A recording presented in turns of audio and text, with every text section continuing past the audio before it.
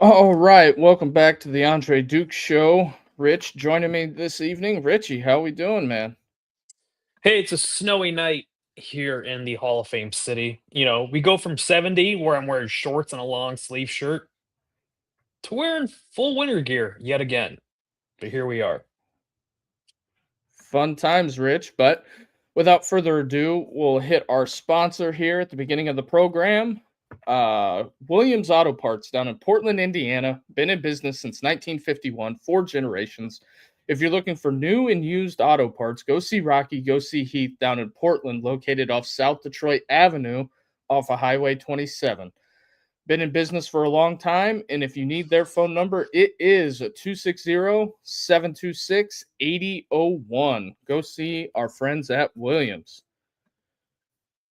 Rich, college football never sleeps. We are back at it again. Trinidad Chambliss and everything going on with that at Ole Miss is dominating the airwaves. CBS Sports has something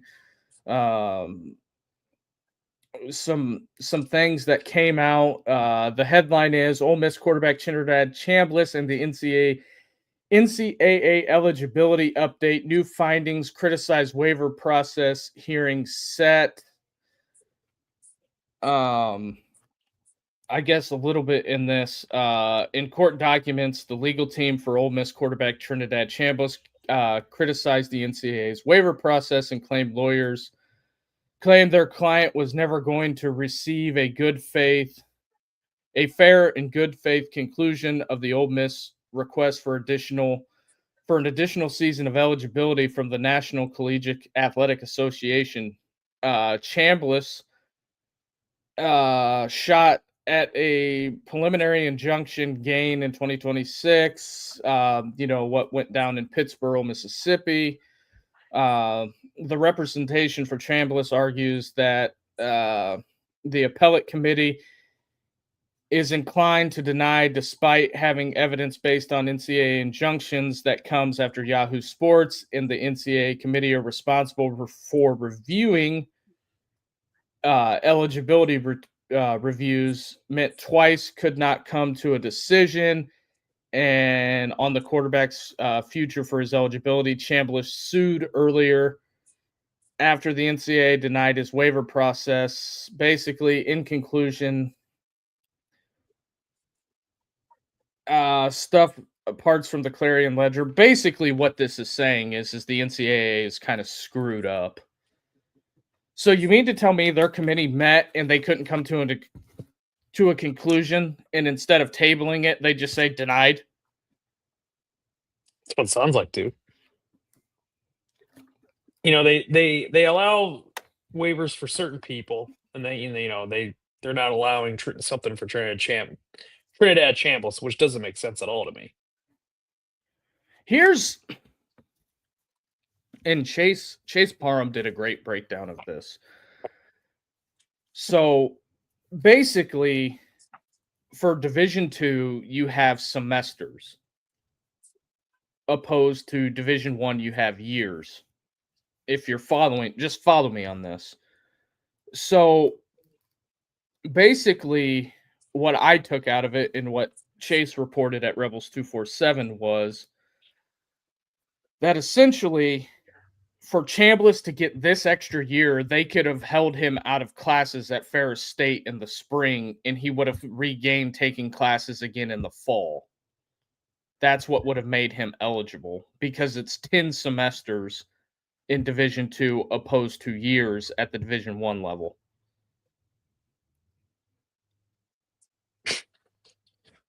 So my question is, why was that never brought to his attention? Because they thought he was going to stay at Ferris State. They didn't think he would leave, so that's why they didn't do the documentation on the medical red shirt. It makes sense. You don't have to use the medical red shirt. True. So, I'm just going to throw it out there. The NCAA has botched the Chambliss case from the beginning. Duke, they botched everything when it comes to NIL. Now this, it's just another black eye on the NCAA. Well, I mean, I look at it and I think that I think that you can't be serious here if you look at the facts of the case. He would be eligible at the Division II level. That's a Correct. process you put together as a athletic association. You guys did that. Why wouldn't it just be uniform across the board from Division 3 to Division 1? So there's no discrepancy like it is here. Which I get it, the scholarships are different things for different levels. But they But should follow a one uniform guideline. They're all college athletics. well, why wouldn't you revise the guidelines when you started seeing who Medical waivers given. medical waivers given, the COVID process messed everything up. Yeah. Who was the kid that came from Albany that went to Florida State? Was it Verse? Plays for the Rams? Yeah. Well, Verse went from FCS, which I can't believe that kid ended up in FCS. He was at FCS Albany and then ends up at Florida State. So the FCS kids don't have these same issues as kids coming from Division 2. And you have to think that you were going to run into this because there's kids that get under recruited that end up, developing in the last 2 years, and you don't think they're going to want to move up and hit the portal and go get paid? Like, what are we Right. doing here? Exactly. It's just mind-boggling. The whole it's just another chalk it up to the incompetence of the NCAA It's just and their thought process too. Like, truthfully, Duke, I thought everything was the same across the board until you told me about it. well, I I didn't wouldn't know have any, I didn't know anything about that with D3, D2, FCS, and now D1. well, I didn't know it either until I listened because Chase was actually in the courtroom and he did the reporting on it. And the NCAA is trying to take it to the Mississippi State Supreme Court, which I don't think they're going to like the result that they get there. 6 out of the 9 justices have degrees from Ole Miss. How do you think they're going to rule? Like, are you kidding? Yeah. I mean, federal court would have cost you a ton of money, but is I mean, the money that might be the next thing. but by the time you would get it to federal court before yeah. you could probably get before a judge wherever you would decide to file it, you would not. Chambliss wouldn't be able to play. He would be long gone by then. Yeah, exactly. And then you're going to ask somebody from the legal system to overturn somebody else's decision that it's just stupid. The whole thing is stupid. Just take your ball and go home, NCAA. You lost. I don't know why we have to. Anytime there's a good player, and if there's an eligibility question, we're lawyering up, and I just don't think there's the NCAA is still trying to hold on to control, which in the power that they used to have, and they're slowly losing it, Duke. they're losing at every turn in court. Every Correct. turn. I mean, that's just like. I'm not saying give them unlimited eligibility. The Pavia thing, obviously, there was a huge financial gain for Diego. That's why he was going to come back. And Right. and anybody can say anything they want about his NFL stock. I'm not here to debate whether he's an NFL quarterback or not, but I could probably say confidently, probably not. I mean, he might make it, might prove us all wrong. He might make it. Who knows? The likelihood is high. It's highly unlikely, Right. to be a successful NFL quarterback. Look at how many great kids came that were studs in college that go to the NFL and struggle. Caleb Williams, number 1 overall pick, Heisman Trophy winner, got sacked 68 times his first year in the NFL. Like, what are we doing? There's only 32 jobs in the NFL at one position. Yep. So if the kid wants to play an extra year and cash in while he can before he goes and is doing inside sales at, wherever, more power to him, which I don't think I think Diego will spend his time in the NFL and he'll get into media. Could you imagine him on the game day desk with Saban and McAfee? I mean, that'd be quite a cast of characters. Right. And plus, they could do more of the thing with game day because Diego just got out of school. That's what I would do if I was him. I'd call up ESPN and make me your game day night before guy. Diego Pavia show, the night evening show. Give him a primetime spot on SEC Network. Whenever game days in SEC country, you don't think people would show up and go to people would host it at like a bar like Funky's at Ole Miss or the library and have all the cameras and that stuff like that. You could have former players come in like I would do something like Eli Manning, Diego Pavia, Friday night live from the library at Ole Miss, or AJ McCarron and Diego Pavia sit down, have a conversation, and then you have a big party afterwards. Could you imagine?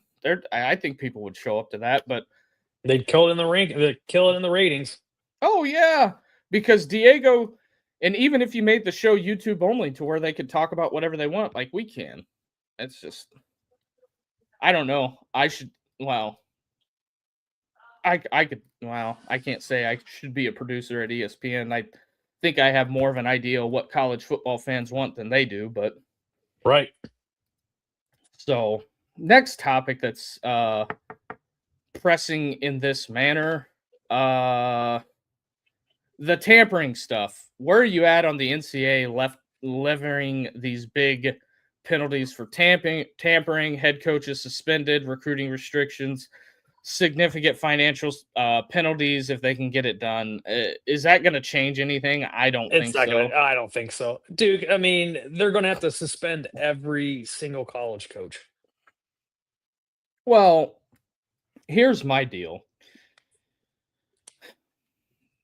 If anything's ever taught me anything, the NCAA throws headlines out here like this, and they don't follow up on them. I think they're just trying to still hold on to try and being their relevancy, which they're losing, Duke. They're not relevant at all. To me, I think they're trying to. They're still trying to, and they've just lost total and utter control of everything in college football. The NCAA is an archaic organization. They have not adapted, which I blame Charlie Baker for. I mean, we could do hours on the NCAA and why they're so messed up. I don't think that it's going to change what they can and can't do. It's not going to change anything. I feel like they've lost so much ground. They've lost so much credibility because of the way they've acted in the past. Look at what they did to Jeremy Pruitt. They tried to completely wreck his entire life. Whether Pruitt was guilty or not, this is the thing that people have to realize. What Pruitt was doing was going on everywhere. Tennessee wanted to fire him because they weren't happy. And they fully cooperated. What did that get them? They got Pruitt fired. And to where they didn't want, and then he turns around and sues them, and then the NCAA says, oh, you can go back and coach. You don't think that's weird? Just like they weren't going to pay Brian Kelly. Come on. Brian Kelly threatens a lawsuit and files something, and then you know what LSU does? So, whoa, Brian, we'll pay you. We'll pay you all that money you're owed. Yeah, it's like the bully on the playground who's kind of everybody, everybody's grown up and everybody's the same size now. They can't do anything. They can't do anything. It's like I attribute it to it's like the cool guy that probably like that. I'll offend people with this. It's like the nerd knowing the cool guy's secret that he's a bedwetter. Yeah. Something like that. That's essentially what it is. Because he'll go to give this go to bully this kid, and this kid will be like, "I'll tell your secret," and then they're like, "Okay, I'll leave you alone." Yeah. And then everybody's dumbfounded on why the nerd's not getting picked on by the big bully. Exactly. That's the whole thing. Thanks for finishing that, because I was thinking of something along those lines. I'm like, shit, how can? It's just what it comes down to, and I just think people. Yeah. They're calling their bluff on it. Oh They're yeah, calling out their bluff. and it also, I think it's a big issue too that these universities are signing these massive contracts, and then just like Billy Napier, I know Florida people are going to go bananas about this. They're going to go wild and say he was bad, blah blah blah blah blah. Well, the year that he had the messed up schedule, he beats Ole Miss at the end of the year. He beats LSU at the end of the year, and beats the corpse of Florida State. Well, they had Florida State uniforms on. I don't know if that was the Seminoles or not, but they wore the helmets. And then fast forward to this year, they were so quick to fire him. He beats Mississippi State at the last of it, beats Texas, and then they fire him. And then the boosters freak out because they owe him $16 million within 30 days of firing him. Well, don't you have contract people in the athletic office? That's just like if I fired you and you had $100 million within 30 days of you leaving the podcast, and that would be like my investors freaking out, saying, "Why are we paying him $100 million?" That's the contract you signed. Yep. Exactly. And it's also the same thing on the kids side of it too. I'm probably going to get crushed for this one, but I don't know if you've seen Luke Combs' comments. He was on Bussin' with the Boys. They were asking him about App State, about if he was going to contribute to the NIL. And I'm not crushing him for this, but he did say, he's like, I would like to see the App State drop down to the FCS. They're not going to do that. There's too much money involved, which I think he kind of understands that. But he would like to have App State play for something. And this is where I think we're all in line here. I would watch a group of 5 playoff instead of bowl games. Oh, I would too, wholeheartedly. If these bowl game, that would draw attention, Duke, because it gives the other schools a chance, and it's not that big of a divide. I agree. I'd watch it. I'd watch it over like the bowl games. Like the bowl games, I would get so geared up for before everything. Now they're just pointless postseason / preseason games that don't mean anything. It gives the group of 5 fans something to root for, because they can win a national championship. It's not at the big level. Let's be real here. They're not playing the same sport. Boise State, love the story. It's great, but obviously we've seen what happened. There has not been a group of 5 team in the history of the college football playoff win a playoff game or make it even remotely close. Cincinnati, the year with Fickle, their doors got blown off. Tulane, love John Summerall, not playing the same sport. JMU put up 34 on Oregon. That was it was a competitive half in the second half, but Oregon had the game in hand. Now let's be real here. Would you have showed up for let's just do this Final Four? How about South Florida with Alex Golesh and his roster roll into Raymond James and play John Summerall and Tulane? JMU takes on the MAC champion Ohio. Could you imagine the on-campus atmosphere for that? Oh, Duke, I'd show up for that. I would go. I would fly down to Raymond James and watch the Golesh play Tulane. That would have been a better game. That would have been a great game. Would have been a better game than what we've seen. Yeah. Than the playoffs. That's just my opinion. I think people should really consider, because you could do 2 2014 playoffs. You could have on-campus games. The group of 5 schools get money, and it would work better. Then you just have the 64 at the Power 4 level competing. I'm just saying this football only, not basketball, because they're going to expand that tournament. It's going to be like a group of 168 before they get done with basketball.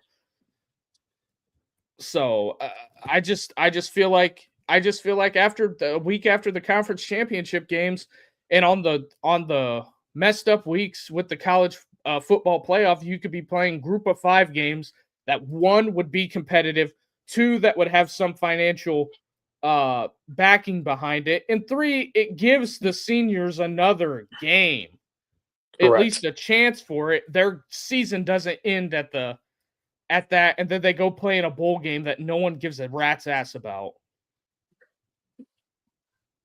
Finally, somebody's making sense. I mean, I'm not even. I mean, I am I campaigning for agree. it. I'm campaigning right there with you, dude. I love the idea. It's just like the UFL. I've flipped my tune since I know somebody that's in it. But look at all the guys that are in the UFL are getting another opportunity to play, and they're getting paid Exactly. for it. And Yep.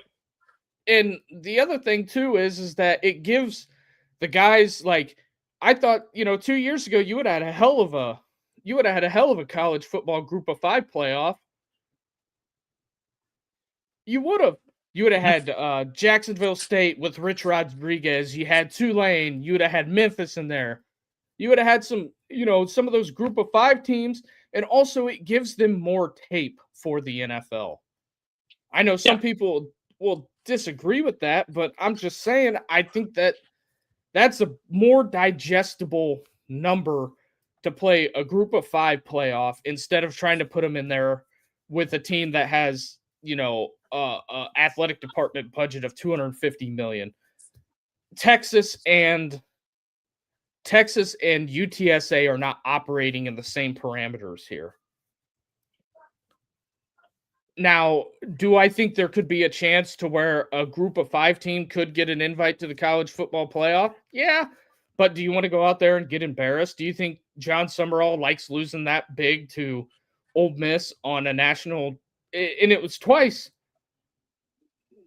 They got Yeah. beat like 80-10 in both games. And I'm not trying to bag on John Summerall, but I bet he would have rather played teams to the similar level of competition instead of trying to compete against Ole Miss. I'm not saying that, oh, I want to go out there and compete. I want to be a competitor. The run of the mill stuff. Until a group of 5 team wins a college football playoff game, I'm not buying this. Yeah, Duke, I'm totally with you. To me, those games felt wasted. 2 other teams were worthy of those 2 spots. And why not? Why wouldn't you wanna have a group of 5 playoff during the The first bowl 2 weeks? Yeah, during the bowl season, quote unquote "bowl season," replace that. and you People can would take watch it, man. and you could play them at the bowl sites maybe, but I think you just play them at the home venues. Yeah, I say that. Give the campus give the campus that opportunity for, like, the fans to be there and embrace that environment. And then it would probably help stimulate the economy. And you could pick a destination spot for the group of 5 champion. And you could structure the playoffs to where, could you imagine this? Let's say Tulane made the national championship in the group of 5 and LSU made it. That could be a selling point to bring people from New Orleans, Baton Rouge to go out there. They'll say, "Oh, we'll go out a week early and go watch Tulane play." Exactly. Played it like, I'm trying to think of a mid stadium that where you could play it at, like If it's at, let's say the national championship's the Fiesta Bowl and they're playing it at Arizona, you could play the group of 5 national championship at Tempe at the Sun Bowl where the Devils play. I say, you know what? I say keep all the home game keep all the playoff games on campus, even the Natty. Whoever has the highest seed, you play it there. I don't know. I feel like that you should reward the teams that make it to the Natty. The FCS does that, and like it's like North Dakota State, Montana State. I don't know if you've ever been out there in January. Not the most fan friendly. It's true. The weather is pretty harsh. Or just make it a central spot because of how many group of 5 teams are located in the South, and just say the hell with it and play it in Atlanta. You could use uh the dome where the Battlehawks play in the UFL. Make that your national Oh, championship game. St. Louis, yeah. Yeah, it's St. Louis. So yeah, that's just my kind of synopsis on college football. Also, Rich, we got not going to dive too deep into this. You know, some teams are opening up spring ball. I know there's a lot of buzz around Utah right now. What's his name? Morgan Scully, first year head coach out there. Well, he's been at Utah for I think 10 plus years, taking over for Kyle Whittingham. Kyle Whittingham inherits the situation that is Michigan. Is that how we're going to refer to them? The situation that is Michigan? That we could, yeah. I just think that going forward there's some stuff that could be cleaned up, but will they listen to us? I don't know, highly doubt it, but I just look at it as they could fix a lot of their problems if they would do some just minor adjustments, fix the calendar and institute a group of 5 playoff. That'll fix it. I mean, the immediate eligibility, the tampering, it's always going to be there. So just figure it out, fellas. Yeah, yeah. So, next topic, there's drama.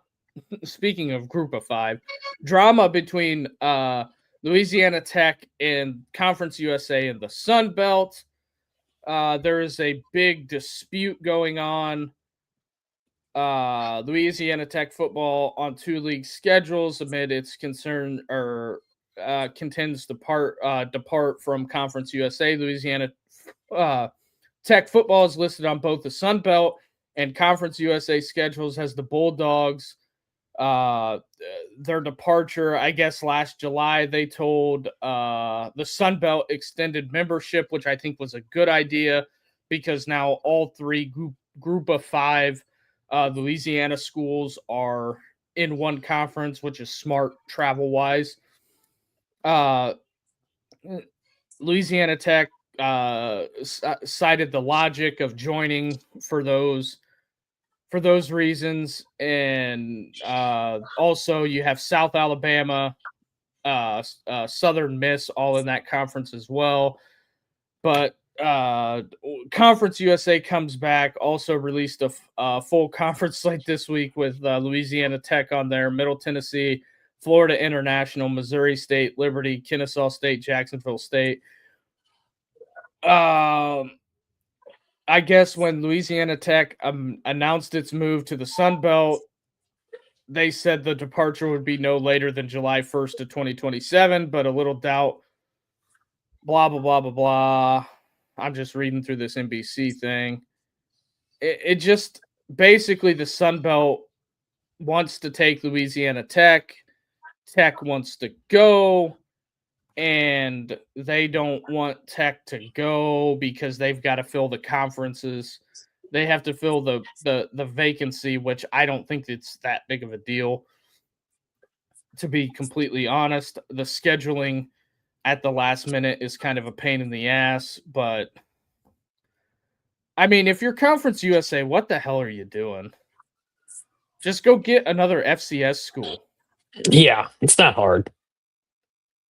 Just say, Get hey, like not Sacramento State. Youngstown State. Get like Youngstown State or somebody. I mean, CUSA's messed up because they have like New Mexico State, they have UTEP, they have Kennesaw State, Liberty. They're on the Southwest and the coast. It's just, I just don't think that it's. I don't think it's gonna fly. I just think let Louisiana Tech go and that be the end of it, and you find a new charter member.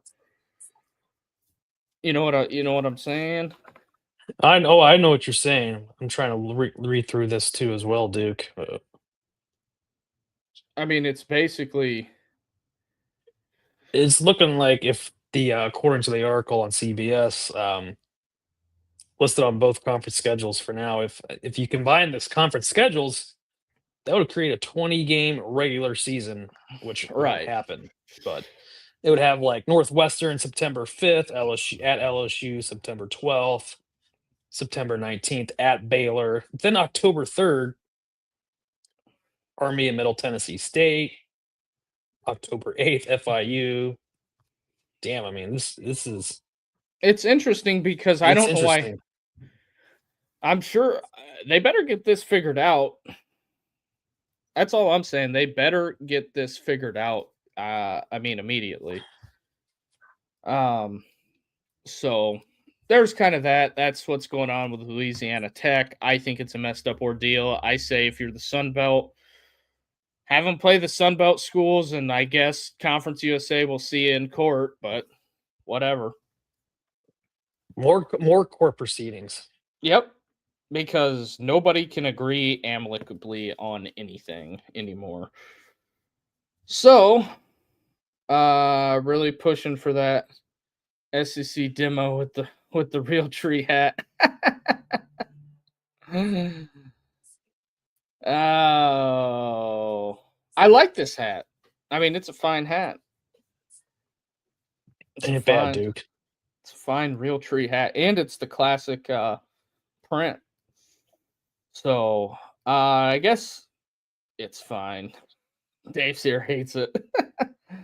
All right, 30-40, the quarterbacks. I don't know if you remember, Rich, but out of our top 100 quarterbacks of the 2000s, we'll traipse down this list. Coming in at number 30, Bo Nix.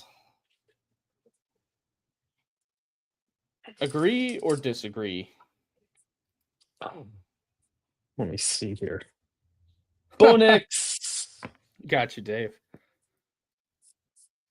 Bo Nix at 30, followed by Russell Wilson. Bo Nix. He came out of Oregon, right? Because I always get him and Drake May mixed up. Well, he was at Auburn, and they Yeah. absolutely And he's ahead of Russell Wilson. ahead of Russell Wilson and They Pat White. they kind of you could flip flop either one of those because they both went to two different schools. Both have almost similar numbers and touchdown to interception ratio. What about Uh, where does Pat White fit in to this combo? I mean, Pat White was dynamic at West no, Virginia. he was a southpaw. He was dynamic with Steve Slayton. That West Virginia team in the when I was in college. I mean, they were something cooking. McAfee was the And kicker. yep, McAfee was the kicker, Slayton the tailback. Wasn't was Chris Henry Sr. there? No, maybe he was with the Bengals then. But regardless, Chris Henry came from there. Yeah. Man, could you imagine what that guy would do in the NFL in this day and age? I mean, a life cut too short, but unfortunately, but Chris Henry, he got Rich Rod paid and then effed Michigan. So also on this list, Ben Roethlisberger, number 33, Findlay, Ohio product. Steelers great. Future gold jacket. Yeah, he's gonna have one. Probably next year. Yeah. I think the person sitting at 34 is gonna cause a big stir. 34, Justin Fields. In college, would you rank Justin Fields ahead of Pat White, Roethlisberger, Russell Wilson, Bo Nix?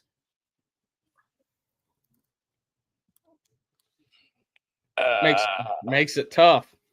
Very tough. A lot of people were, when Fields hit the portal, he was the very first portal prospect to sign with anybody. Yeah. And what he did at Ohio State, Duke. I mean, the kid took off. I mean, everybody from Georgia were like, "You can have him," blah blah blah. And then, I remember during like the spring game, oh, he looks like shit. Good luck with him next season. And the kid just He balled took out. off. Just took off. I mean, if the spring gives you any indication of how things go, I mean, CJ Stroud looked horrific in his spring games. Yeah. Or well, the first, what was it, his sophomore year? Yeah. He looked horrific. Yeah. And to me, those spring games, you just take it with a grain of salt. So yeah, also on the list, Michael Penix Jr., 35. Yeah, I'd keep him there. D- During that crappy COVID year, the Indiana, they were ranked at, they only played what, 6 games, Duke? And they were tough. They I took think Ohio State that year to overtime. Granted, it was the COVID year. It was all messed up with the Big Ten with canceling the season and this and that. I mean, I thought Penix was very electric. He was more along the lines like Pat White. you also everybody forgets DeBoer and Kane Womack were the OCDC combo at Indiana when they were really good that year. Yeah. And Tom Allen, the head coach. Yeah, Tom Allen's at Clemson now, and we all know how the Signetti story panned out. Yep. Man, Cincinnati's got to be kicking themselves in the ass for not hiring him. Who, Sig? Yeah, they had an opportunity to hire him, and their athletic director, hopefully this don't get you in trouble, decided not to hire Sig because he didn't have any Power 4 experience. It's funny how that works, ain't it? Yeah, I didn't know that. But that's just like the job market. If you it's crazy because these companies put in a job description that they want X amount of years of experience. How are you supposed to get experience when you can't get a job? It's just Exactly. Yeah, I know, Duke. I know.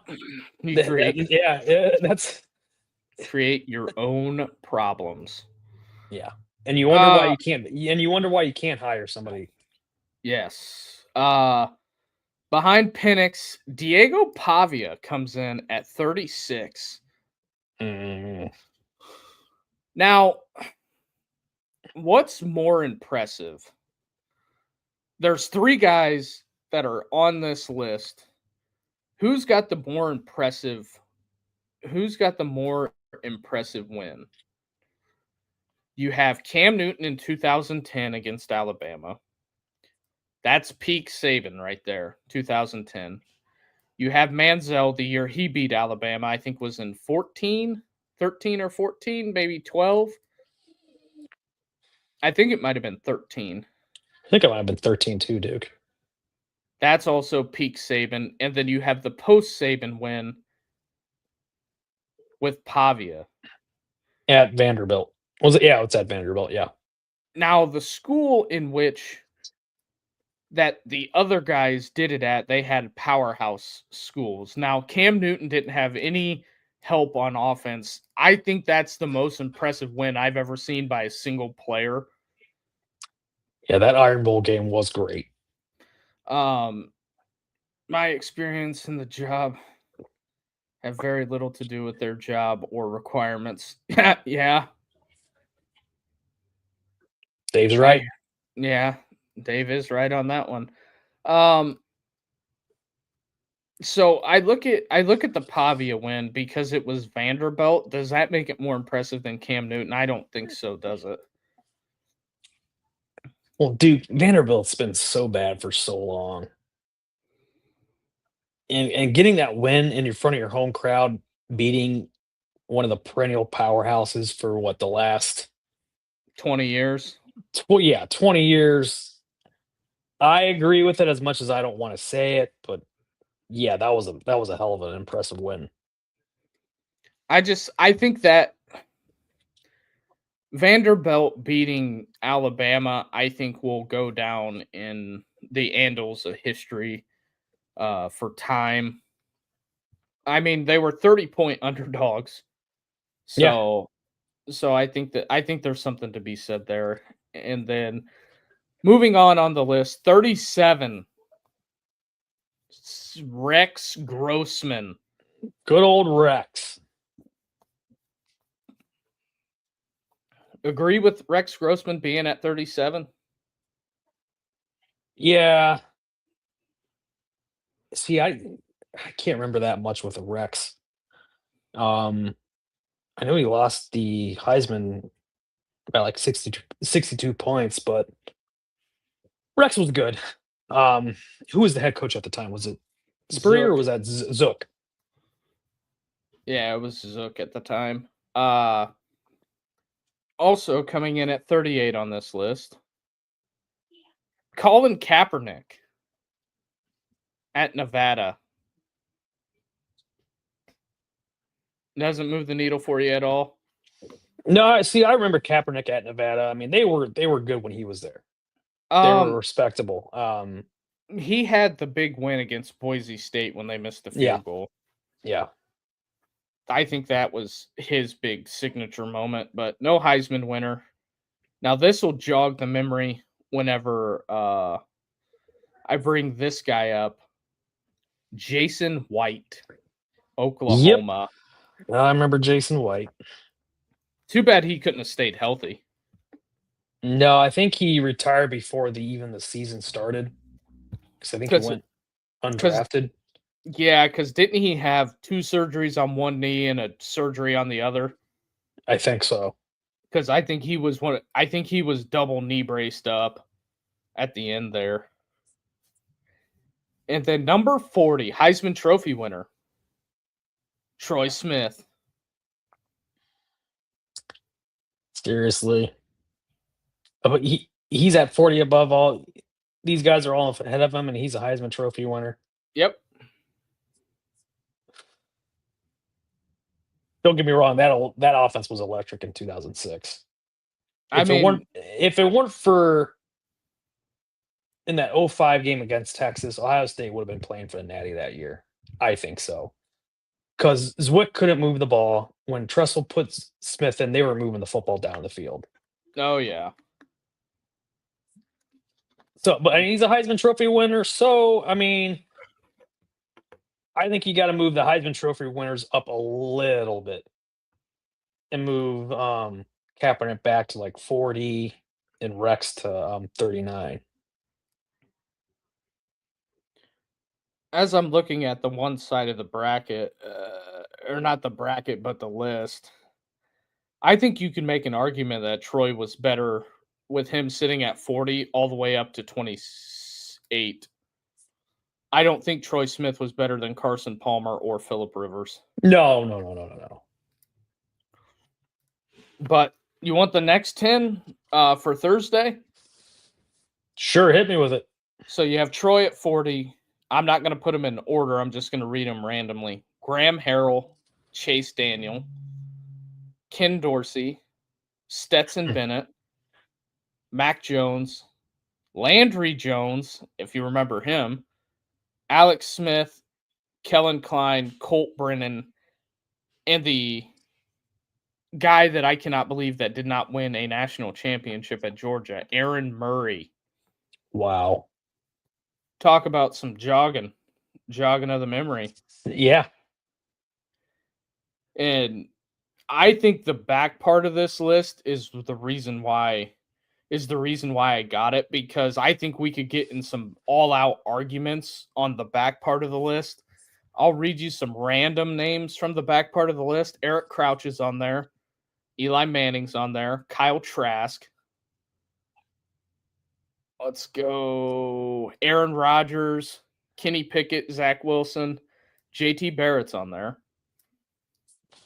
Desmond Ritter, Taj Boyd, Bryce Penny, Dak Prescott, Petty. Tommy Chang, Curtis Rourke. Also, AJ McCarron's on the backside of that list as well, which I think he should be on the front side of the list, in my opinion. Yeah, the guy won an Natty.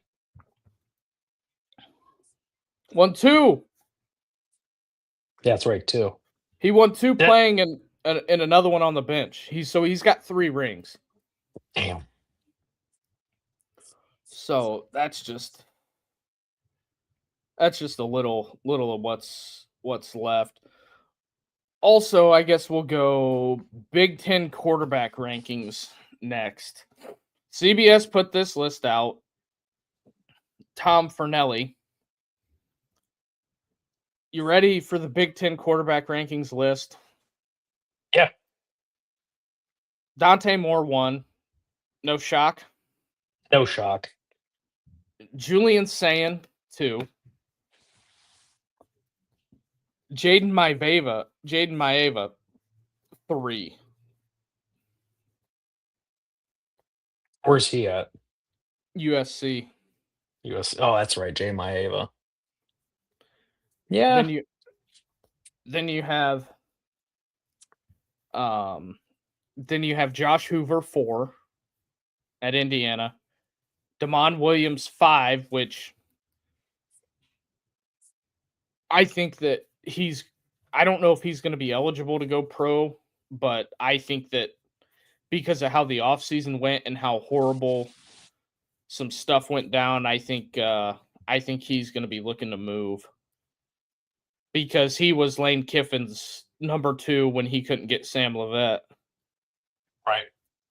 And I think he was going to go to LSU, and then they flipped. It just got weird up there in Washington. Number 6, Rocco Becht. Penn State. Bryce Underwood at 7. Ooh. And then the Hauser kid at Illinois. I think he's going to be a first-year starter. I just don't know how you can put a first-year starter against Malik Washington over Malik Washington 9 at Maryland. True freshman quarterback started last year. And then Colton Joseph. Don't know anything about this kid from Wisconsin. That he's at 10. I think it's going to be a tough year for the folks up in Whiskey. Yeah. I mean, I got their record right last year. I haven't looked at their schedule, but I would say their over-under win total's got to be around 4 or 5. And does Wisconsin stick with Fickle? Because I have a feeling this year it's going to get volatile up there.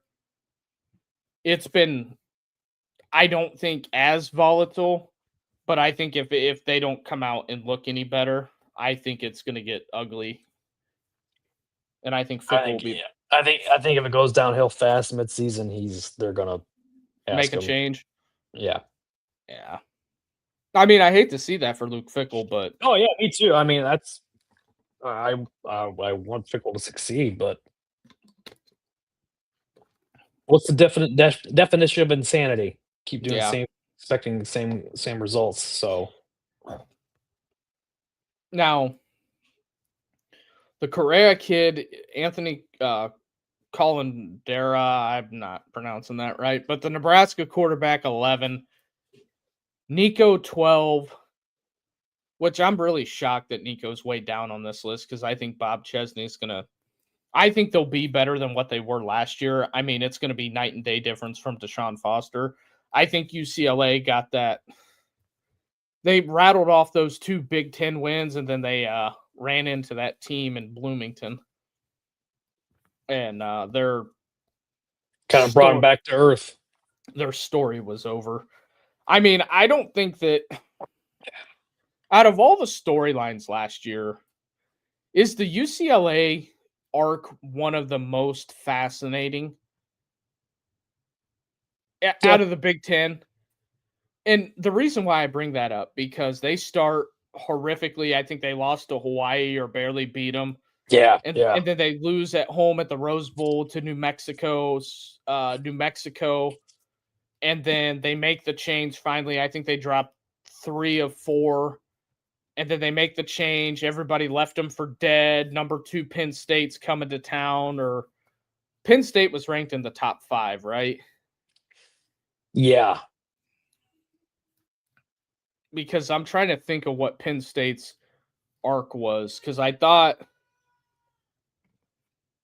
they lost to Oregon, and then they had to travel to UCLA for like a noon kick or something. And Yeah. I remember watching that.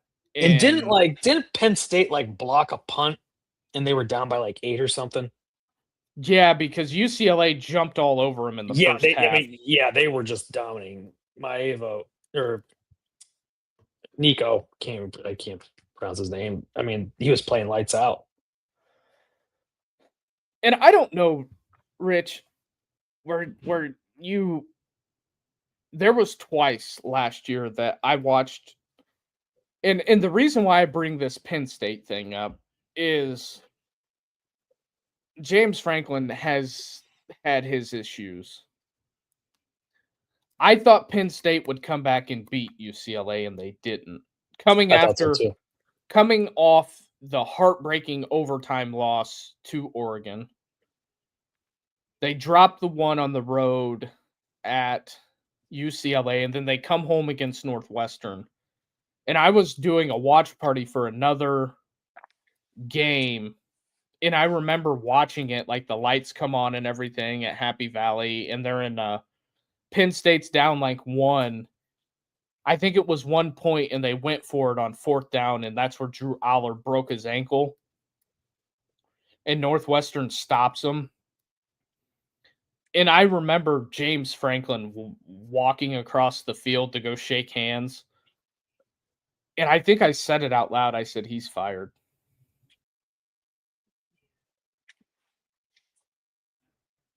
That's happened to me 3 times this year. And one was in the NFL. The other one was the Hugh Freeze game against Kentucky. When Hugh walked across the field, like the only thing I could think of is dead man walking.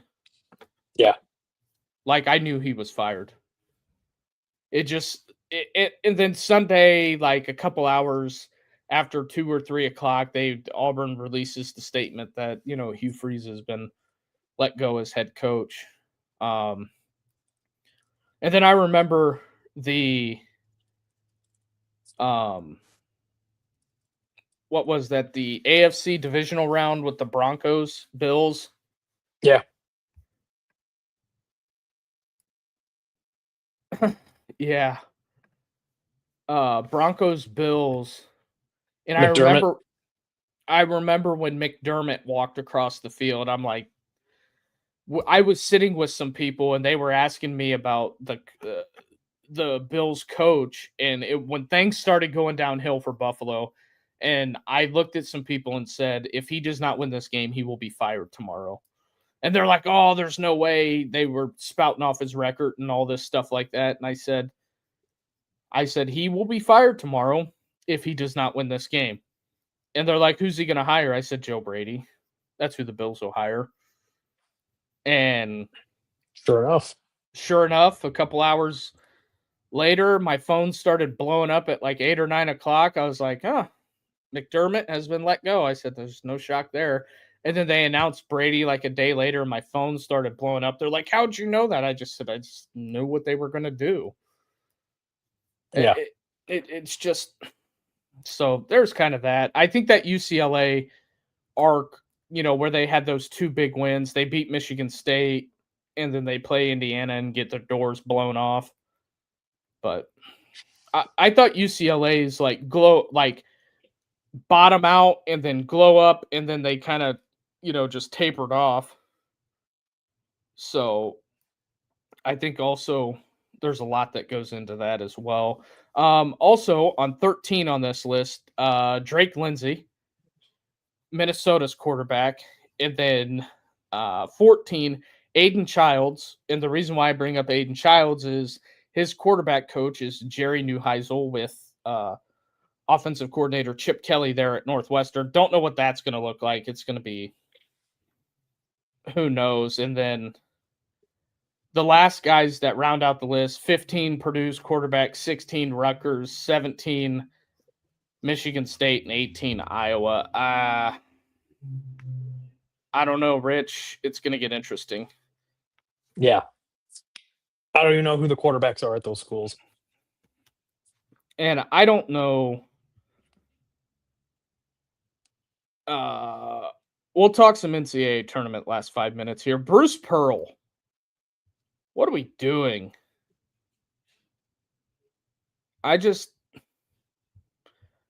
Auburn was not going to make the tournament. I don't know if you needed to spell it out for him, sit down and write a note to your senator, but they were not making the tournament. I don't care what anybody says. They were not making the tournament.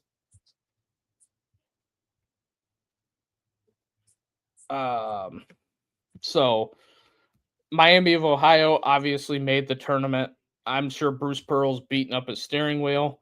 And then also in NBA news came out this morning that they were looking at Vegas and Seattle for 2028, 2029, $7 to $10 billion for each team. NBA expansion. I thought they were already awarded those two cities. I knew Seattle was going to be returned. I heard Las Vegas through the grapevine that they're trying to add a city there, or a franchise there. Oh yeah, they want some of that. They want some of that Vegas cashish. That'll give you 4 sports teams in Vegas. Yeah, because you'll have the A's, Golden No, Knights. That's 5. The Knights, Raiders, Raiders, the Aces in the NBA. So they'll have 5 teams in one. Yep, they'll city. have. Interesting. And also in some college basketball news, to the chagrin of Pitt fans, because you know how much I love the University of Pitt, and everything that they do is just so top notch there. Jeff Capel will return as Pitt's men's head basketball coach. Don't think there was a lot of people thrilled about this one. So, as I look at it, there's some things that could be cleaned up at Pitt, but it is what it is. It's just Pitt. Duke, if you were to fill out a bracket, who is your national champion? Florida.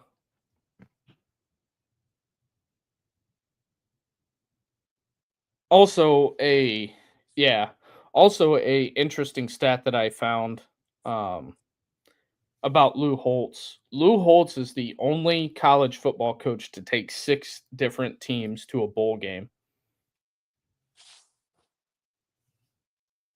Notre Dame, South Carolina, Arkansas, Minnesota. What else he had? And William and Mary. Oh. He took William and Mary to the Tangerine Bowl.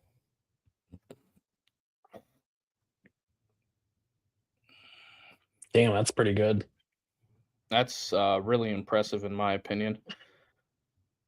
So, yeah, I find it interesting. Also, Kyler Murray is a Jet. No, he's a Viking. Or Viking, sorry. I looked right at the Minnesota thing. And then I had flipped what I was looking at to something about some Aaron Rodgers thing that the Jets put out, and I said Kyler Murray is a Jet. I mean, Kyler Murray is a Viking. I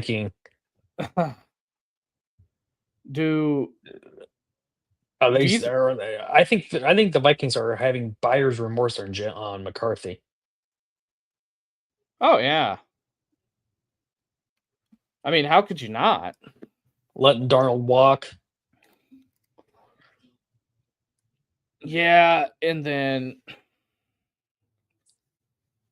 the letting Darnold walk, I think that is I think that's going to get interesting. And then also tomorrow, the final of the WBC. The United States is awaiting who they take on, Venezuela or Italy. So, got the WBC going to wrap up. Major League Baseball is about to kick off here at the end of the month. College baseball is in full swing.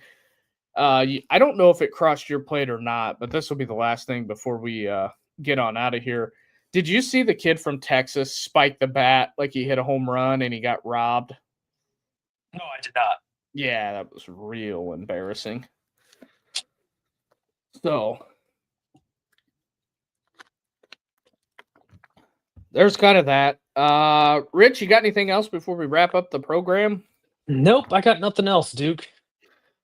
All right. Well, appreciate everybody who hung out with us tonight. If you can do us the biggest favor, hit that like and subscribe button.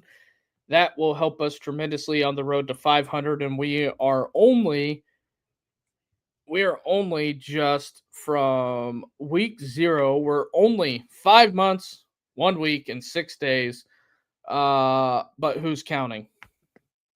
Exactly. So that's Richie. I'm Andre, and we will talk to you guys later. Good night, everybody. Phone lines will be open tomorrow. Do us the biggest favor, smash that like and subscribe button if you like college football, and we will talk to you guys later. Have a good night, everybody. Have a great night.